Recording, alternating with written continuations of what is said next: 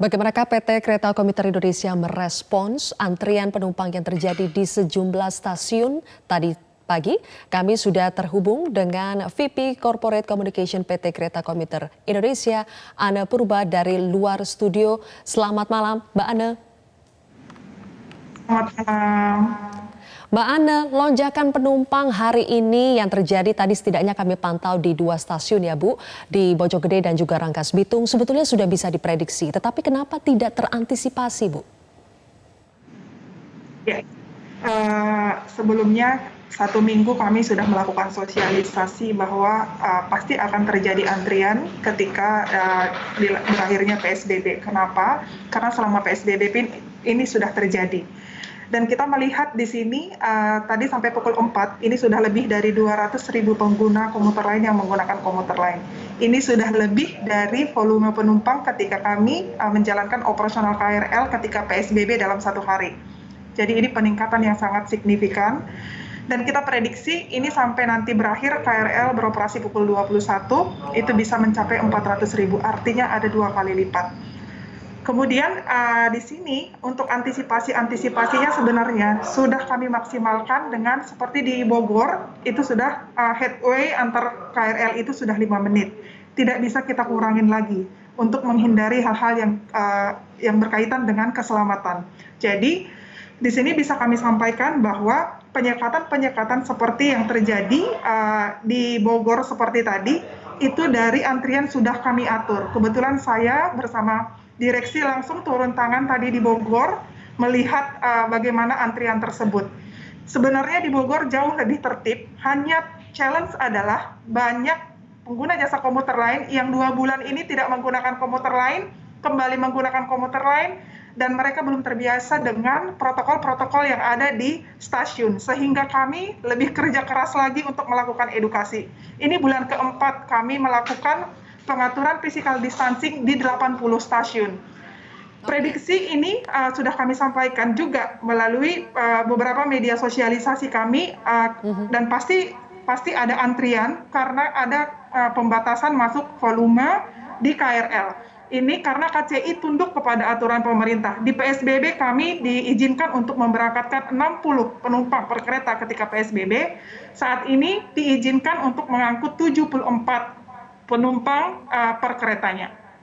Oke, Mbak Anne, evaluasi belajar dari hari ini, evaluasi apa yang akan dilakukan untuk penerapan besok, terutama stasiun-stasiun yang berasal dari luar Jakarta yang ingin ke Jakarta?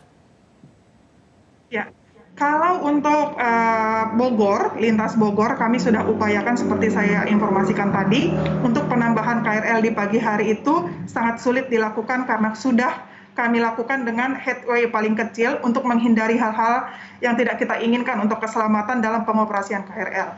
Khusus tadi yang di Rangkas Bitung, ini sudah kami evaluasi dengan melihat volume penumpang di stasiun antara. Kenapa tadi dibuat pembatasan? Karena kita masih ada puluhan stasiun berikutnya yang harus dinaiki oleh penumpang.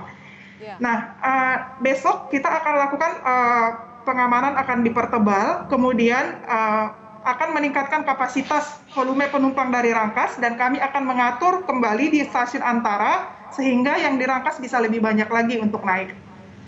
Bu, Mbak Anne boleh disampaikan kembali bagaimana sebetulnya jumlah gerbong, jumlah rute dan jam operasional selama PSBB masa transisi ini?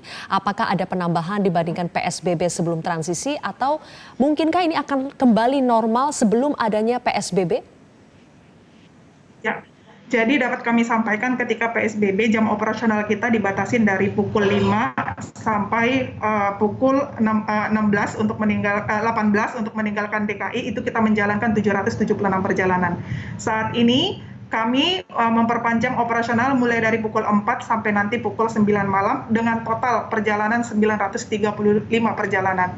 Sudah ditambah hampir 200.000. Ini sudah mendekati normal ketika kami mengoperasikan di luar pandemi. Kemudian di sini kami juga sudah mengajukan tahapan-tahapan bagaimana kami mengantisipasi lonjakan penumpang seperti meningkatkan kapasitas dari volume per kereta, tetapi memperketat protokol seperti menggunakan face shield, kemudian menggunakan pakaian lengan panjang, ini sudah kami ajukan dan pasti ini sudah melibatkan juga tim kesehatan, tapi kita mau melihat yang mana nanti yang paling pas sehingga lonjakan penumpang ini tetap bisa kita atasi. Tapi yang pasti di sini karena kita harus jaga jarak, pasti tidak bisa seperti ketika normal, di mana mereka datang ke stasiun, tap in, langsung naik KRL. Pasti ada pembatasan karena kita juga harus cek suhu tubuh, kemudian bagaimanapun kita harus tetap ada jarak, baik di stasiun ataupun di atas KRL. Kalau yang terjadi hari ini kan Mbak Ane akhirnya susah untuk mengimplementasikan jaga jarak, baik itu sebelum masuk ke gerbong ataupun ketika sudah di gerbong, ada juga yang nekat untuk menerobos. Antisipasi dan upaya untuk mempertebal keamanan seperti apa Mbak Ane? Ya, kalau bisa kita lihat KPI kita itu adalah jelas sudah disebutkan bahwa kami boleh mengangkut penumpang 74 penumpang per kereta. Ini yang kita upayakan.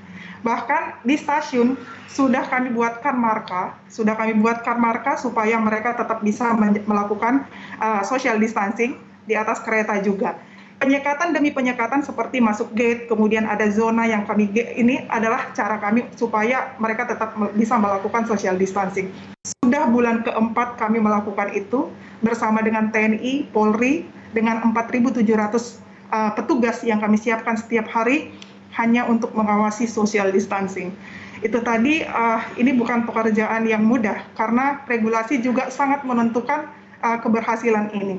Selama 50% kantor yang dibuka di DKI, tetapi semuanya harus bekerja pukul 8 sampai pukul 9, pasti akan terjadi lagi antrian-antrian seperti hari ini. Kemudian ternyata walaupun belum terimplementasi, isu mengenai ganjil genap juga tadi mempengaruhi mereka untuk kembali menggunakan komuter lain, khawatir kebijakan ini juga dijalankan. Tapi tadi Pak Gubernur sudah bilang belum diimplementasikan, tapi sewaktu-waktu bisa diimplementasikan. Tapi isu ini ternyata juga mempengaruhi, karena kami juga lihat parkir kami di stasiun juga sudah mulai penuh. Nah, hal-hal inilah yang kami ajukan juga supaya dilihat sebenarnya pembukaan office 50% di Jakarta ini juga harus dibarengin dengan kebijakan seperti shifting, smart time, atau yang lain. Tapi kalau misalkan terfokus kepada 1 jam saja, pukul 8, ini sangat sulit bagi kami untuk melakukan social distancing di saat ribuan pengguna jasa komuter lain harus mengejar kereta supaya tidak terlambat. Oke. Mbak Ane, untuk usulan shifting tadi, apakah sudah disampaikan langsung kepada kepala daerah yang bersangkutan, misalnya Gubernur DKI Jakarta, apakah sudah disampaikan supaya ini untuk mengatur shifting kerja karena ini berdampak kan pada moda transportasi kereta? Iya. Kebetulan kemarin juga di Metro TV saya satu acara juga dengan Pak Wagub ya. Pak Wakil Gubernur di sana juga saya sampaikan bahwa bagaimana kita bisa memastikan 50% ini adalah benar-benar 50%, sehingga kami juga bisa mengelola data tersebut untuk memprediksi bagaimana pengguna jasa komuter lain ini bisa menggunakan komuter lain ini tetap dengan social distancing, kemudian bagaimana kita mengelola supaya ada pola shifting sehingga tidak terjadi penumpukan di jam-jam tertentu. Itu sebenarnya sudah kami sampaikan juga kepada regulator kami, Kemenhub, karena sebenarnya sejak pandemi ini kami lakukan evaluasi, setiap hari kami lakukan evaluasi, sehingga kebijakan-kebijakan yang saat ini kami terapkan adalah hasil dari evaluasi, kritik, dan saran juga dari pengguna. Terima kasih VP Corporate Communication PT KCI, Mbak Ane Purba telah bergabung bersama kami di Prime Time News hari ini.